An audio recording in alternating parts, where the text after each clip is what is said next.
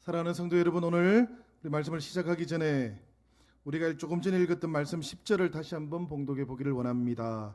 우리 에베소서 2장 10절의 말씀 우리 다시 한번 봉독해 보겠습니다. 우리 화면 한번 띄워주시죠. 2장 10절 말씀입니다. 우리 다 같이 읽겠습니다. 시작. 우리는 그가 만드신 바라 그리스도 예수 안에서 선한 일을 위하여 지으심을 받은 자니 이 일은 하나님이 전에 예비하사 우리로 그 가운데에서 행하게 하려 하심이니라. 아멘.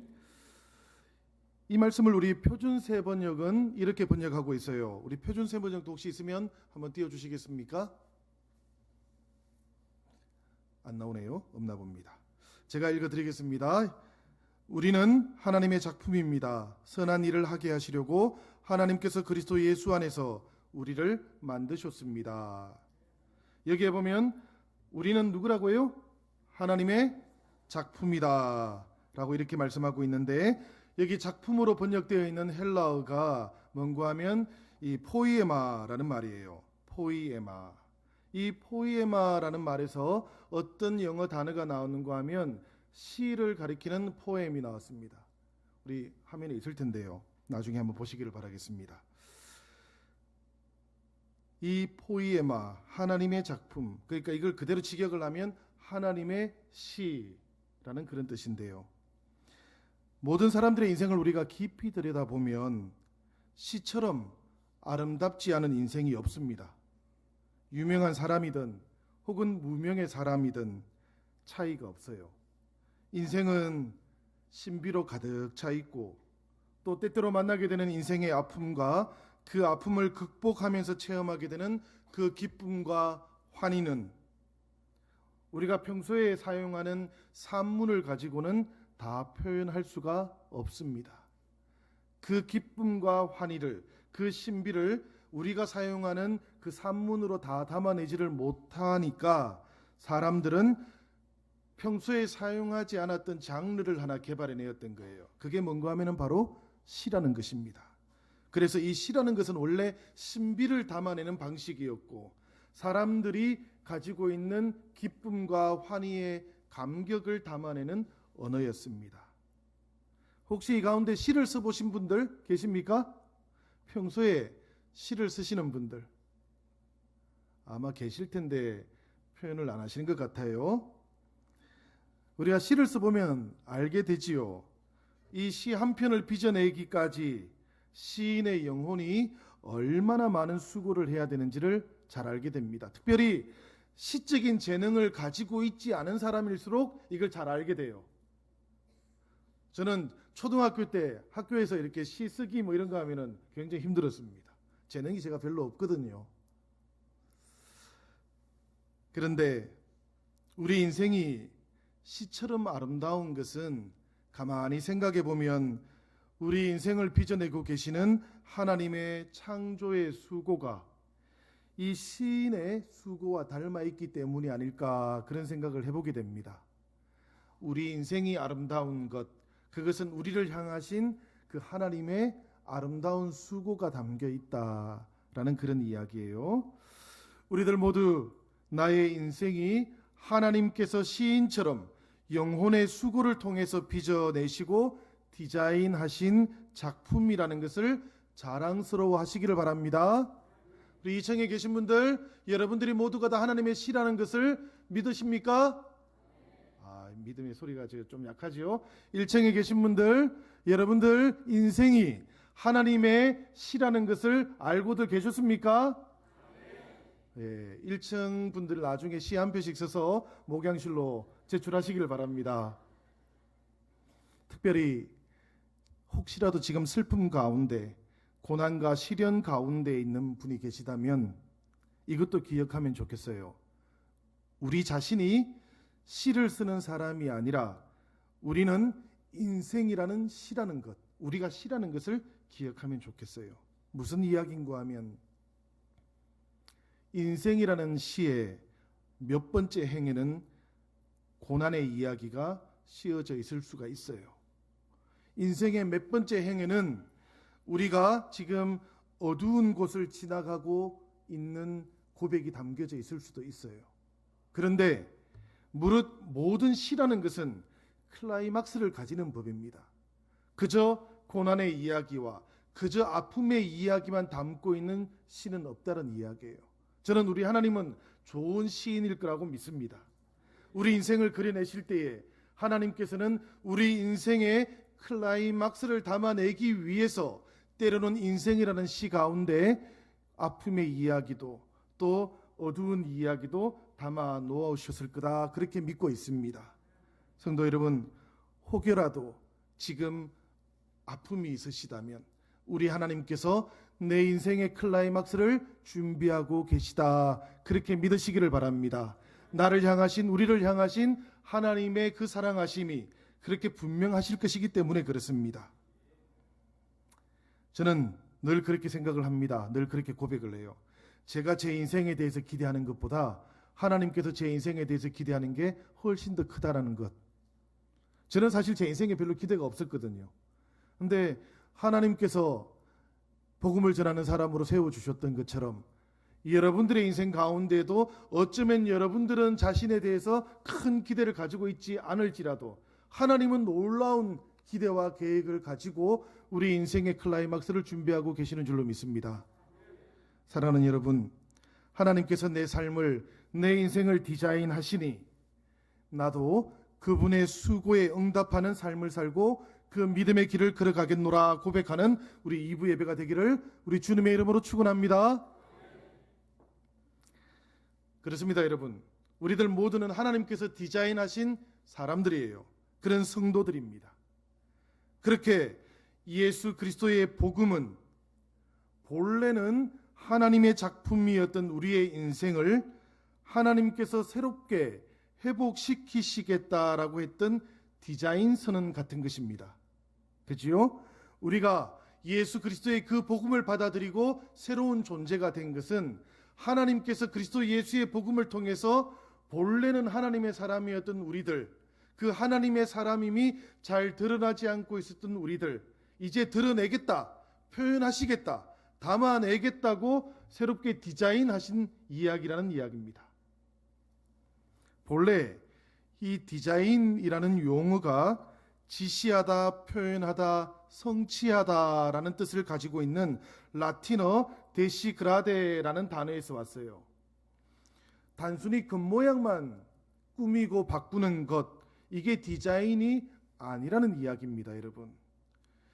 겉모양이 본질을, 알맹이를 잘 지시하지 못하고 표현하지 못하고 성취하지 못하고 있을 때에 그 감추어져 있는 본질을 지시하고 표현하고 성취하기 위한 기술이 뭐였는가 하면 바로 디자인이었다라는 이야기입니다. 하나님께서도 바로 이런 의미에서 우리 인생을 새롭게 디자인하기 원하셨던 것이지요. 본래 우리가 하나님의 사람이었는데 하나님의 사람이라는 그 본질이 잘 드러나지 않고 표현되지 않으니까 감추어져 있는 그 본성이 다시 드러나도록 표현되도록 하기 위해서 하나님께서 우리를 새롭게 복음을 통해서 디자인하셨다라는 이야기입니다. 그렇게 디자인하고 나니까 우리가 뭐라고 불리게 되었는가 하면 성도라고 불리게 된 겁니다. 그러고 나니까 우리가 그리스도의 사람으로 디자인이 된 겁니다. 오늘 우리가 봉독했던 이 말씀은 바로 우리 인생의 참된 디자이너가 되시는 하나님께서 바로 그 복음을 통해서 우리를 새롭게 창조하시고 디자인하셨던 일종의 작품 설명서 같은 것이에요.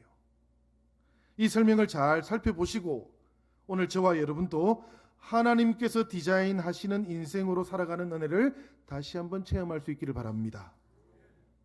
먼저 이 작품의 설명서를 보니까 복음을 받아들이고 새롭게 디자인된 인생에는 삶과 죽음의 정의가 분명히 달라지게 되는 것을 발견하게 됩니다. 하나님께서 복음으로 디자인하시기 전에는 육신이 살아있는 것을 살아있다라고 하고 육신에서 호흡이 멈추는 것을 죽었다라고 했습니다. 그런데 새로운 디자인 속에서는 하나님 없이 사는 것을 죽었다 하고 신앙 안에서 하나님을 내 안에 모시게 된 것을 살아있다라고 그렇게 말합니다. 제가 독일에 있는데 유학 온 청년들이 한 번씩 갑자기 살아있네 이런 말을 많이 하더라고요. 우리가 살아있죠? 우리가 바로 하나님과 함께 있기 때문에, 우리가 그리스도와 함께 연합되어 있기 때문에 살아있는 겁니다. 그저 우리의 호흡이 있기 때문에 살아있는 것이 아니에요. 오늘 우리가 봉독하지는 않았지만 2장 1절 말씀을 보면 사도 바울은 하나님 없이 살았던 에베소 교인들을 향해서 이렇게 말을 합니다.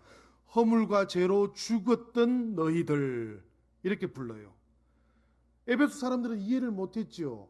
그들은 여전히 살아있거든요. 그들은 여전히 호흡하고 있거든요. 그들은 여전히 밥을 먹고 있거든요.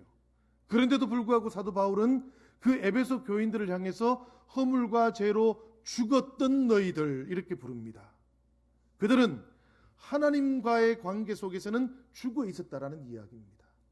그들은 본질이 담겨져 있지 않은 상태로 존재하고 있었다라는 이야기입니다. 그런데 2장 5절을 보면 바울은 이제 이렇게 이야기를 해요. 허물로 죽은 우리를 하나님께서 그리스도와 함께 살리셨다. 하나님께서 살리신 겁니다. 그리스도와 함께 살리신 겁니다. 그러니까 삶과 죽음의 정의가 달라지고 있는 것이지요. 이제는 그리스도와 함께 있으면 사는 것이고 그리스도와 함께 있지 않으면 그것이 죽은 것이다 라고 이렇게 성경은 정의하고 있다는 이야기입니다. 우리들은 사실 이미 그리스도와 다 연합되어 있는 사람들입니다. 우리는 다 하나님 안에 있는 사람들입니다. 그래서 우리는 성도라고 불리고 우리는 그리스도와 함께 교회라고 불리는 존재들입니다. 그래서 우리는 하나님과 함께 이미 살아 있으나 오늘 이 말씀을 우리가 다시 한번 묵상해 보는 이유는 우리들이 이 세상에서 주님과 함께 살아가는 동안 그럼에도 불구하고 스스로 삼가고 스스로 경계해 보기 위해서입니다. 그래서 우리는 오늘 성경이 어떤 사람을 하나님 없이 죽어 있는 사람이라고 말씀하고 있는지를 다시 한번 살펴보려고 하는 것이죠. 오늘 말씀 봉독은 안 했습니다. 2장 2절의 말씀에 보면 어떤 사람이 죽어 있는 사람이라고 말씀하고 있는가 하면 이 세상의 풍속을 쫓는 자들, 그들은 하나님 앞에서는 죽어 있는 자들이다, 이렇게 말씀하고 있어요. 이 세상의 풍속이라는 말의 의미는 세상의 사람들이 좋아하고 따르는 가치를 말하는 겁니다. 오늘날 사람들은 영적인 가치를 추구하는 대신에 물질 중심의 가치를 따르고 살지요. 그러다 보니까 이 시대의 물질의 표현인 돈을 가장 중요하게 여기는 시대를 살아갑니다. 그리고 경쟁을 최우선시하면서 살아가고요. 예전에 어느 예능에서 자주 나왔던 말인데 나만 아니면 돼 라는 것이 일상 속에서 모든 사람들의 내면에 깊이 자리 잡고 있는 것이죠. 그러다 보니까 예능에서 그런 이야기들이 나오니까 반응이 있는 겁니다. 나만 아니면 돼. 나만 성공하면 돼. 만약에 사람의 인생을 이끌어가고 있는 중심이 이런 세상의 풍속이라면 그 사람은 하나님에 대해서는 죽어 있는 사람이다. 죽게 될 것이다가 아니에요. 죽어 있는 사람이다라고 성경은 이미 말씀하고 있는 겁니다. 인생을 통해서 하나님의 사람이라는 것을 표현하지 못하고 살아가고 있으니, 드러내지 못하고 살아가고 있으니 복음을 알고 복음을 받아들이고 신앙으로 새롭게 디자인되어야 한다고 성경은 오늘 우리에게 말씀하고 있는 것입니다. 성도 여러분, 신앙이라는 것은 마치 물을 거슬러 올라가는 것과 같습니다. 이 세상 풍속이라는 거대한 흐름을 거슬러 올라가는 것이 신앙의 삶이라는 이야기입니다. 이런 신앙의 삶을 살아가고 이런 신앙의 고백을 하는 것, 이것을 바로 하나님께서 새로이 디자인하기 원하시는 신앙의 모습인 줄로 믿습니다. 공중의 권세 잡은 자를 따라가는 자들, 그들 또한 하나님 앞에서는 죽어 있는 자들이다. 성경은 그렇게 말씀을 하십니다. 여기서 공중의 권세를 잡은 자라는 것은 우리 운명의 배후에서 마치 우리 운명을 주관하는 것처럼 보이는 힘이나 세력을 가리키는 것입니다. 옛 사람들은 이런 것들을 우상으로 또 귀신으로 섬기면서 두려워했죠. 그런데 이 합리적인 과학이 발달하게 되면서 이런 초월적인 세력이나 미신 이런 것들은 이제는 좀 꺼림칙하기는 하지만 그렇다고 두려워하지는 않습니다, 우리가. 그런데 놀랍게도 현대인들도 여전히 공중의 근세 잡은 자처럼 두려워하는 것들이 있어요. 그게 뭔가 하면 만몬입니다. 이것이 없으면 우리 삶이 무너질 것 같거든요. 이것이 충분하지 않으면 왠지 어깨가 축 처지거든요. 그래서 이것을 제공해 주는 사람 앞에서는 우리가 왠지 비굴해집니다. 돈이 신이 된 사회, 이게 만몬의 시대인 것이죠. 우리 주님께서는 산상수훈에서 그렇게 말씀하셨습니다. 하나님과 재물을, 하나님과 만몬을 겸해서 섬길 수는 없다고 말씀하셨지요. 우리 시대뿐만 아니라 예수님의 시대에도 이미 이 만몬은 하나님의 자리를 엿보고 있었다라는 이야기입니다. 돈이 있으면 마치 고대인들의 부적처럼 든든해지는 그런 시대 가운데에서도 사랑하는 여러분, 우리가 하나님 앞에서 우리의 삶과 신앙이 새롭게 디자인되어야 되지 않겠습니까? 우리가 하나님이 중요한 사람들이지 만몬이 중요한 사람들은 아니지 않습니까? 우리들 모두가 다 공중의 근세 잡은 자를 따라가는 삶이 아니라 하나님을 표대로 삼아서 살아가는 사람들이 되기를 바랍니다. 육체의 욕심을 따라 사는 사람들도 죽은 자라고 성경은 말합니다. 자기 욕심대로 살고 자기 욕망대로 사는 사람들을 가리키는 것이죠. 자기 욕심대로 이 욕망을 따라서 살고 충족하면서 살면은 만족이 있을 것 같은데, 그런데 욕망을 따라서 살았던 사람들의 증언들을 들어보면 하나같이 이렇게 이야기합니다. 그 삶의 끝에는 공허함만 있더라. 그것을 채우기 위해서 다시 또 욕망을 추구했는데 그러고 나니까 더 큰 공허함이 찾아오더라. 인생의 그 어떤 만족도 찾아오지 않더라라는 이야기를 우리는 굉장히 많이 듣습니다.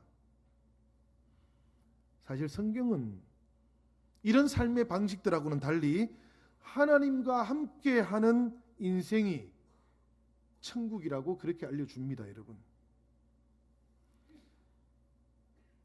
봉독하지 않았던 6절에 보면 이런 말씀이 있어요. 그리스도 예수 안에서 성도들은 함께 하늘에 앉아 있다라고 말씀합니다. 그리스도께서 우리를 이미 하나님과 함께 하늘에 앉혀 놓았다라고 그렇게 이야기를 해요. 그러니까 이게 무슨 이야기입니까, 여러분? 예수 그리스도 그분을 믿고 복음으로 새롭게 디자인된 존재가 되면 그때부터 천국은 성도들의 삶 가운데서 이미 현재형이라는 이야기입니다. 그죠? 천국이라는 것, 하나님의 나라라는 것이 미래에 가는 것이 아니고 그리스도 예수와 연합되어 있으면 이미 천국을 산다라는 이야기입니다. 그러니까 천국과 지옥을 결정하는 것, 이것은 본질적으로 예수님과 함께 있느냐 그렇지 아니하냐에 달려있다는 이야기예요. 예전의 사람들은 이렇게 생각을 했습니다. 천국은 영원히 죽지 않는 곳. 혹시 여러분들도 그렇게 생각하십니까? 천국은 영원히 죽지 않는 곳. 만약에 그런 곳이 천국이라면 지옥도 천국일 겁니다. 그곳도 죽지 않습니다, 여러분. 천국과 지옥을 나누는 기준은 그런 데 있지 않습니다. 영원히 사는 데 있는 것이 아닙니다. 중요한 것은 누구와 함께 살아가는가, 누구와 함께 있는가가 중요한 것이죠. 예수 그리스도와 함께 있는 곳을 천국이라고 합니다. 하나님이 없는 곳을 지옥이라고 합니다. 그죠? 쿠마라는 곳에 점을 아주 잘 치는 무녀가 하나 살고 있었다 그럽니다. 너무나 점을 잘 치니까 신들이 상급으로 이 무녀의 소원을 하나 들어주기로 했어요. 이 무녀가 뭐라고 소원을 빌었는가 하면 영원히 살고 싶습니다. 그래서 신들이 그 소원을 들어줬습니다. 이 무녀가 영원히 살게 되었는데요. 그런데 여러분들 어떻습니까? 이 무녀가 행복했을 것 같습니까? 세월이 많이 지나서 이 무녀가 신들에게 내가 잘못 빌었구나 그걸 깨닫게 되었어요. 왜 그런가 하면 영원히 살되 아름답게 살게 해달라고 간구했어야 되는데 그렇게 하지를 못했던 겁니다. 이 무녀는 죽지 않았지만 늙어가면서 몸이 자꾸만 말라갔습니다. 점점 작아져 갔습니다. 점점 작아져서 마침내는 조롱에 갇힐 정도로 작아져 버렸습니다. 사람들이 점을 잘 치면서도 죽지 않으니까 신기해서 이 무녀를 찾아와 가지고는 조롱 속에 있는 무녀를 놀립니다. 아이들도 놀려요. 뭐라고 놀리는가 하면 이제 너의 소원이 무엇이냐. 이 무녀가 답하기를 내가 죽고 싶어. T.S. 엘리어트라는 시인의 황무지라는 시에 나오는 이야기입니다. 인간은 영원히 사는 것이 문제인 존재가 아닙니다, 여러분. 영원히 살되 아름답게 살아야 하는 겁니다. 의미를 가지고 살아야 살 수 있는 존재라는 이야기입니다. 이것이 없으면 아무리 오래 살아도 보람이 없고 형벌이 될 뿐이다 라고 시인이 그렇게 말하고 있는 것이죠. 우리에게 이 의미와 인생의 아름다움을 가져다 주는 것이 무엇입니까, 여러분? 우리의 인생에 참된 의미를 가져다 주고 궁극적인 행복을 가져다 주는 분이 누구이십니까? 예수 그리스도 그분 맞으십니까? 사랑하는 여러분들은 모두가 다 그 예수 그리스도를 통해서 삶이 새롭게 디자인 되신 분들 맞으십니까? 인생의 의미가 그분을 통해서 주어진 것 맞습니까? 하나님께서 스스로 자기를 죽임에 내어주시기까지 사랑하시면서 디자인하신 분이 바로 여러분들이십니다. 그렇게 우리는 인생의 의미를 부여받은 거예요. 하나님이 목숨을 내놓을 만큼 소중한 가치를 가진 존재가 우리들이라는 이야기입니다, 여러분. 그렇게 우리는 인생의 의미를 부여받은 거예요. 그분이 사랑하고 그분이 섬기고 그분과 함께 나누는 삶이 가장 아름다운 삶이라는 것을 우리에게 보여주어서 우리는 이 신앙 공동체를 통해서 그런 삶을 살기 원하는 겁니다. 이곳에서 그런 예수님과 함께하는 하나님 나라를 이루어 보고 싶은 겁니다. 사랑하는 여러분, 우리 영신교회가 하나님의 디자인 되신 교회가 맞습니까? 64년 전에 영신교회는 하나님께서 디자인하신 교회입니다. 생각해 보면 교회를 디자인하고 싶으셨던 이유가 있으셨을 겁니다. 뭔가 하면 바로 이 교회가 처하고 있는 영등포와 신길동을 하나님께서는 디자인하고 싶으셨던 겁니다. 이 지역에 살고 있는 그 생명들을 하나님께서는 새롭게 디자인하고 싶으셨던 겁니다. 이곳에 있는 본래는 하나님의 사람들이었으나 하나님의 사람으로 드러나지 않고 표현되지 않는 그분들을 하나님께서는 새롭게 디자인하고 싶으셨던 겁니다. 그래서 이곳에 영신교회를 세워주셨던 것이지요.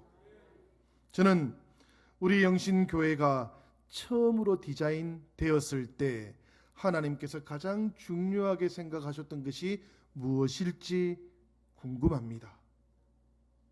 그리고 지금 하나님께서 이 변화의 시기들 가운데 우리 영신교회를 새롭게 디자인하신다면 하나님께서 가장 중요하게 생각하실 것은 또 무엇일지 궁금합니다. 우리들 각자는 하나님께 이제 이것을 물어야만 합니다. 그리고 우리들 각자가 성령을 통해서 영감으로 응답받은 것들을 나누고 이 교회 안에 하나님께서 우리들을 통해서 새롭게 디자인하시고자 하는 것이 무엇일지 우리가 함께 공감을 이루어야 합니다. 그리고 우리를 통해서 이루어 가시고자 하시는 하나님의 뜻이 무엇인지 우리가 발견해야 할 때를 맞이하고 있습니다. 분명히 유지해야 할 것이 있을 겁니다. 그러나 동시에 변화해야 할 것도 있을 것입니다. 사랑하는 여러분, 1987년도에 영국 산업박람회 개막 연설에서 마가릿 대처 수상이 뭐라고 이야기했는가 하면 디자인 오아 디클라인이라는 말을 한 적이 있습니다. 무슨 뜻인가 하면 디자인하거나 세태할 겁니다 라는 이야기입니다. 지금 산업 박람회에 모여있는 여러 회사들과 새로운 직종들을 바라보면서 지금 변화의 시기들 가운데에서 새롭게 디자인하시거나 아니면 쇠퇴하게 될 것입니다 라고 그렇게 이야기했던 거예요. 오디오를 만드는 아주 유명한 회사가 하나 있습니다. 뱅앤올룹슨이라는 회사가 있는데 이 덴마크 회사거든요. 2003년도에 MX8000이라는 모델을 하나 만들려고 했습니다. 이게 이제 TV 오디오 방식이었어요. 근데 이 모델을 디자인하는데 디자이너가 이렇게 이야기를 하는 겁니다. 이 오디오의 두께를 1인치만 줄이면 $10,000,000를 절약할 수가 있습니다. 여러분들이 기업의 오너이시면 어떤 선택을 하셨겠습니까? $10,000,000 1인치인데요. 1인치 제가 고기 좀 많이 먹으면 1인치 막 넣는데요. 1인치 $10,000,000. 그런데 이 뱅앤올룹스는 $10,000,000를 포기하고 디자인을 선택을 했습니다. 그런데 이 모델이 그 후에 유럽의 모든 집에 없는 집이 없게 되었어요. 디자인의 승리였다 그럽니다. 그 1인치의 승리였다 그래요. 저는 이 영등포와 신길동에 디자인드 바이 영신이 넘쳐나면 좋겠습니다. 이 영신교회를 찾아와서 예배를 드리고 싶어 하는 분들이 이 영신교회에 오니까 영신교회 사람들이 드리는 예배가 좋아서 왔습니다. 이 영신교회에 오니까 영신교회 성도들이 나누고 있는 그 나눔이 좋아서 왔습니다. 영신교회에 오니까 섬김이 너무 좋습니다. 우리 영신교회 성도들을 통해서 디자인된 신앙의 작품들이 생겨나면 좋겠습니다, 여러분. 그것 때문에 사람들이 찾아와서 하나님과 이어지면 좋겠습니다. 디자인 학생들, 이 디자인 학생들을 프로페셔널한 디자인으로 만들기 위한 교재가 없었던 적이 있었어요. 지금은 많이 있습니다. 디자인이 중요한 시대가 되었으니까. 그런데 그때 우리 교수님 성함이 제가 봐야 됩니다. 바르토라는 교수님이 있었는데 이분이 디자인 학생들에게 29가지 프로페셔널한 디자이너가 되는 원칙을 알려준 적이 있어요. 그 가운데 제가 교회가 듣고 생각해 보면 참 좋겠다 싶은 것들을 제가 몇 가지 이렇게 가지고 왔습니다. 그 첫 번째가 뭔가 하면 스웨트랍니다. 그게 뭔가 하면 땀이에요, 땀. 디자인하는 학생이 프로페셔널한 디자이너가 되기 위해서는 땀이 필요하다, 노력이 필요하다라는 이야기입니다. 우리 영신교회도 디자인드 바이 영신이라는 것이 생겨나기 위해서는 우리 안에 이런 헌신과 땀이 필요하다라고 생각이 됩니다, 여러분. 두 번째는 약간 좀 예상치 못한 원칙인데 나이스하게 행동하십시오. 디자이너, 프로페셔널한 디자이너가 되려고 하면 나이스하게 행동해야 됩니다. 이 나이스하다는 게 무슨 뜻이죠, 여러분들? 멋지다는 이야기입니까? 아, 저 사람 참 나이스해. 이러면 어떤 느낌이 드십니까, 여러분? 내 마음에 들어. 친절해. 아, 상큼해. 등등등등의 뜻이 있겠죠. 영신교회 왔는데 아, 이 교회 오니까 정말 이 교회 나이스해. 이런 얘기가 들리면 좋겠습니다. 네 번째인데요, 이게 원래는 Define your audience. 이거 저는 이렇게 해석을 해봤습니다. 이 교회를 방문하는 분들이 누구인지를 정해놓으십시오. 저는 우리 영신교회가 이 새롭게 변화되는 이 지역 속에서 하나님께서 우리 영신교회를 통해서 새롭게 디자인하고 싶으신 사람들이 많이 있을 거라고 생각을 합니다. 그러나 그 가운데 특별히 우리 영신교회가 함께 터하고 있는 이 힐스테이트는 최소한 우리 교회로 방문해서 예배를 드리고 믿음의 뿌리를 내리는 사람들이 되었으면 좋겠습니다. 저는 이 지역의 많은 사람들에게 다 기회를 드리고 싶으나 그렇게 하면 안 된대요, 여러분들. 정해져 있어야 된답니다. 디파인 해놔야 된답니다. 그래야만 교회가 그들을 맞이할 준비를 구체적으로 할 수 있답니다. 우리는 사실 서울에서 다 오면 좋겠고 경기도에서 다 오면 좋겠죠, 그죠? 우리 근사님들 표정 보니까 그래요. 무슨 소리야, 저 목사님 지금 힐스테이트만 나가 되겠어? 그런데 여러분, 그럼에도 불구하고 우리는 이 교회를 찾아오는 분들을 우리가 맞이할 수 있는 준비를 잘 해놓아야 된다는 이야기입니다. 맞추어야 된다는 이야기입니다. 다섯 번째는 be yourself. 이 교회에 오면 우리들 각자가 하나님 앞에서 나 자신이어야 돼요. 우리 자신의 모습으로 서 있어야 돼요. 누군가의 신앙을 흉내내고 있으면 안 돼요. 누가 보고 있으니까 이렇게 해야지, 이렇게 해서는 안 된다는 이야기입니다. 하나님 앞에 예배를 드리면 우리의 예배가 나의 예배가 되어야 되는 거예요.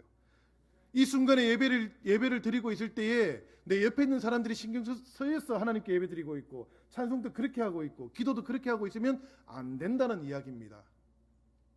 온전히 나의 예배가 하나님께 드려져야 되고 하나님 앞에 있는 동안에 나 자신이 온전히 서 있어야 된다는 이야기예요. 나의 하나님을 만나야 된다는 이야기입니다, 여러분. 아브라함의 하나님, 이삭의 하나님, 야곱의 하나님을 만나는 것이 아니라 이제는 나의 하나님을 만나야 된다라고 그렇게 말씀하고 있는 겁니다. 리서치도 해야 된답니다. 열심히 하고 있습니다, 우리가. 그래서 우리 교회가 이제 새로운 변화의 시기에 맞추어서 9월 22일부터는 우리 교회가 새롭게 구역을 형성하고 재편하고 또 유지하면서 새롭게 이 변화의 시기에 우리 교회를 디자인하기 위한 리더들을 지금 모시고 있습니다. 이제 9월 첫 주부터 우리가 함께 소개도 하고 또 리플렛도 준비하고 팜플렛도 준비하게 될 겁니다. 그 변화의 상황들에 맞게끔 저희가 준비를 해서 여러분들을 모시려고 합니다. 하나님께서 디자인하시는 이 영신교회, 디자인드 바이 영신의 주인공들이 되어주시기를 바랍니다. 아멘 소리 조금만 더 크게 해주실래요? 2층만 한번 해주시지요? 여러분들이 주인공이십니다. 여러분들이 이 교회의 리더들이십니다. 여러분들을 통해서 우리 영신교회가 디자인되어질 줄로 믿습니다. 15분이 있는데요, 저는 이거 참 중요한 것 같습니다. Content is still king이랍니다. 복음은 여전히 중요하다는 이야기입니다, 여러분. 내용은, 알맹이는 여전히 중요하다.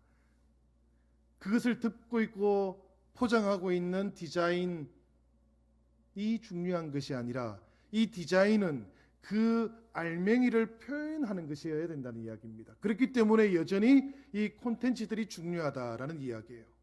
우리 영신교회가 선포되고 있는 말씀과 우리 영신교회가 함께 나누는 복음의 그 중요한 메시지들이 여전히 지켜져야 한다는 이야기입니다.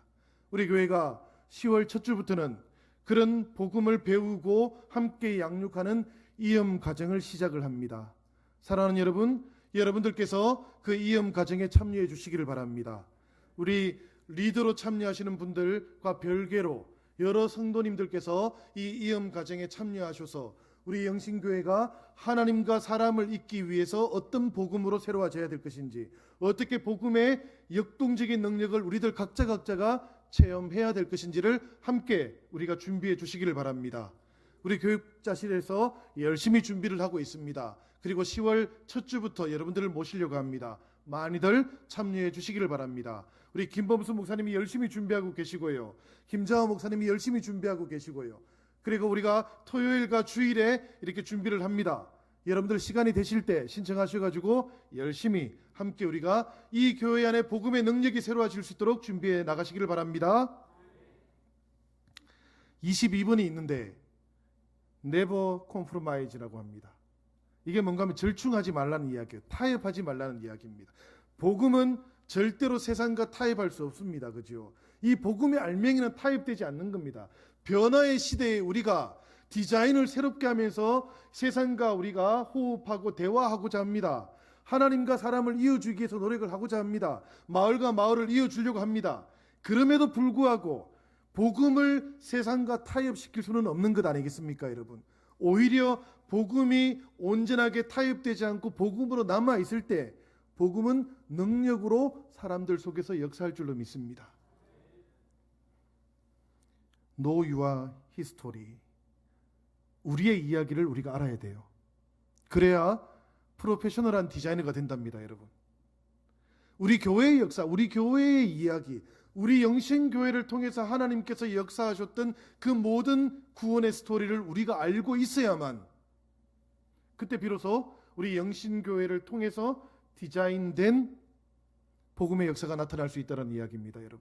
저는 우리 영신교회의 1부, 2부, 3부, 4부, 오후 예배, 또 우리의 모임들, 또 우리의 구역 모임들, 그 모든 곳에서 하나님께서 지난 64년 동안 어떻게 구원의 역사를 이루어 가셨는지, 하나님께서 어떻게 우리 각자의 삶 가운데서 놀라운 신앙의 능력으로 함께 하셨는지를 우리가 나누고 그 특색이 드러날 수 있으면 좋겠습니다.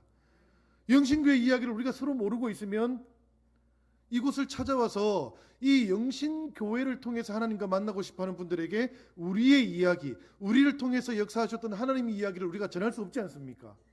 저 2층에 계시는 이제 1년 되고 2년 된 새로 오신 우리 가족들이 계십니다마는 우리 영신교회 스토리를, 이 영신교회 안에서 하나님께서 역사하셨던 그 스토리를 우리가 전해줄 수 있어야 되는 거 아닙니까? 그래야 이곳에 오면 이런 하나님의 구원의 역사가, 하나님과 함께하는 이런 구원의 스토리가 기대됩니다 라고 그렇게 우리가 말씀해 드릴 수 있는 것 아니겠습니까, 여러분? 사랑하는 여러분, 우리 교회 60주년 그 역사 자료집을 보고 저도 우리 영신교회 이야기들을 많이 배우고 알았습니다마는 좀 더 많은 스토리가 필요한 것 같습니다. 내 인생 속에 함께 하셨던 하나님의 스토리가 필요합니다, 여러분. 우리가 구역에 함께 모이고 또 우리가 여러 우리 모임과 성경 공부 모임들을 통해서 우리가 자리를 함께 하게 되셨을 때 그 안에 있는 이야기들을 읽고 끝내는 것이 아니라 여러분들 각자의 인생 가운데 함께 하셨던 그 하나님의 스토리를 나누어 주시기를 바랍니다. 그것이 영신교회의 역사가 될 겁니다. 그리고 영신교회를 통해서 일하시는 하나님의 스토리가 될 줄로 믿습니다. 그것이 전해져야 되는 것이죠. 그것이 바로 디자인드 바이 영신의 핵심이 되지 않겠습니까, 여러분? 마지막으로 make mistake, 실수하라고 합니다.